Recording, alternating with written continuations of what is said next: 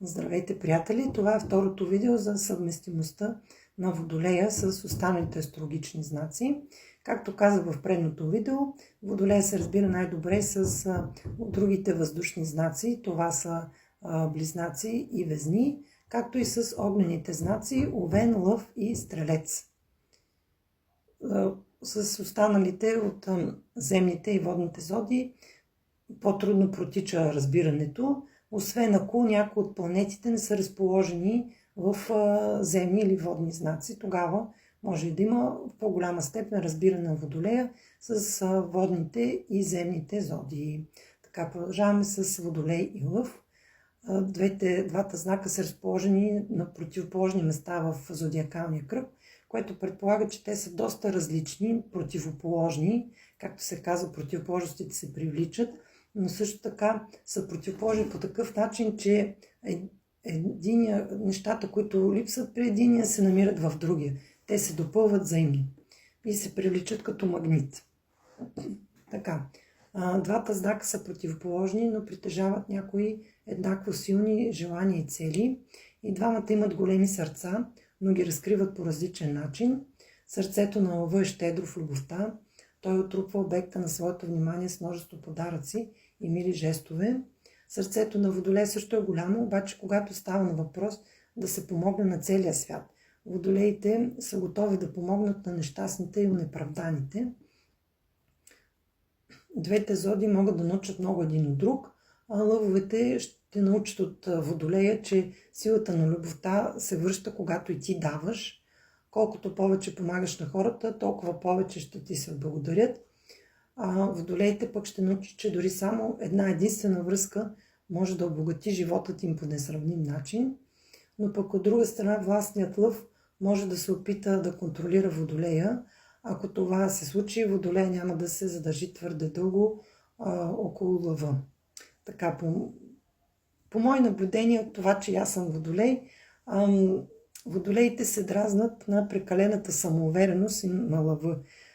Лъвовете обичат всеки да им прави комплименти, да оценяват това, което са направили, докато Водолеите правят неща за другите и за човечеството като цяло, без непременно да търсят да се бият в гърдите и да казват: ето вижте аз какво направих, трябва да ми благодарите, да ми се кланяте, както на лъва.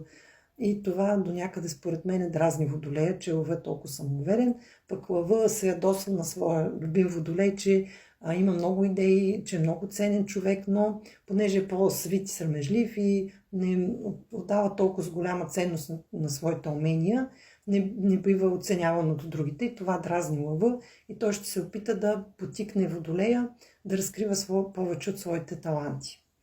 Така, продължаваме с Водолей и Дева. Тук малко по-трудно се получават нещата, защото има въздух и земя. Въздуха е горе в небето, земята е долу в ниското. Много рядко намират общо пространство, в което да си общуват. И Водолея и Девата са интелигентни знаци, но за Девата Водолея не е достатъчно практичен, защото той е въздух, витае в небето. Идеите му не винаги са много рационални, просто са някакви идеи, които не винаги имат практически начин за реализирането. Проницателните футуристични идеи на Водолея може да са несъвместими с чувствителния подход на Девата към живота и любовта. Водолея не се интересува много от обикновените неща, но Девата пък е планирала всеки малък детал от съботната им вечер заедно. Няма значение какви планове има Водолея със своите приятели.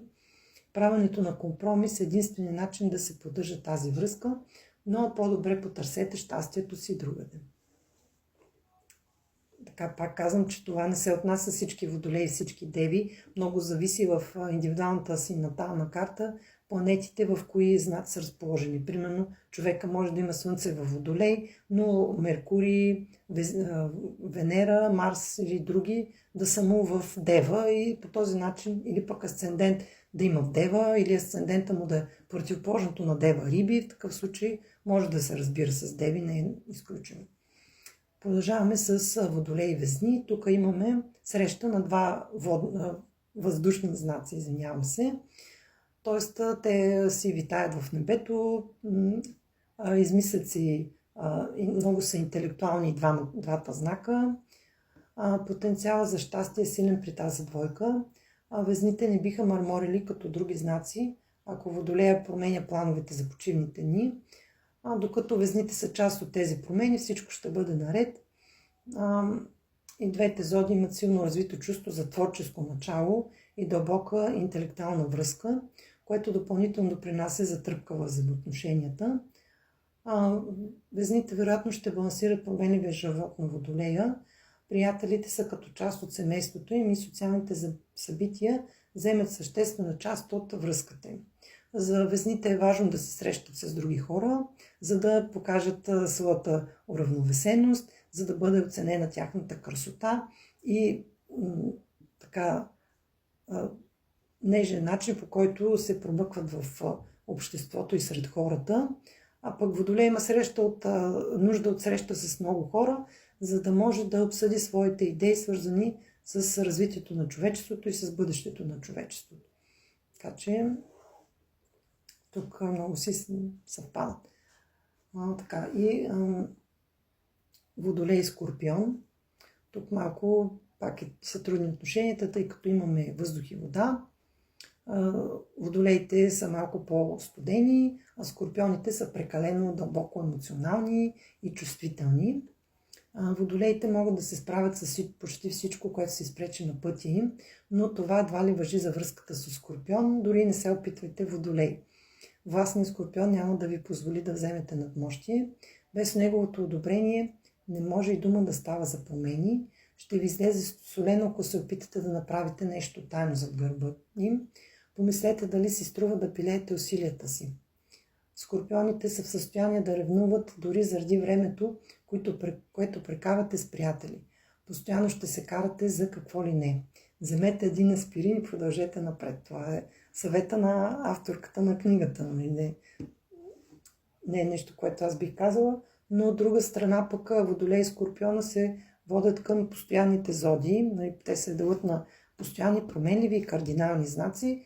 Водолей и Скорпиона са постоянни знаци, което означава, че много трудно са склонни да правят промени. Особено по Скорпион. Но така, това е. Остава да запиша и част 3.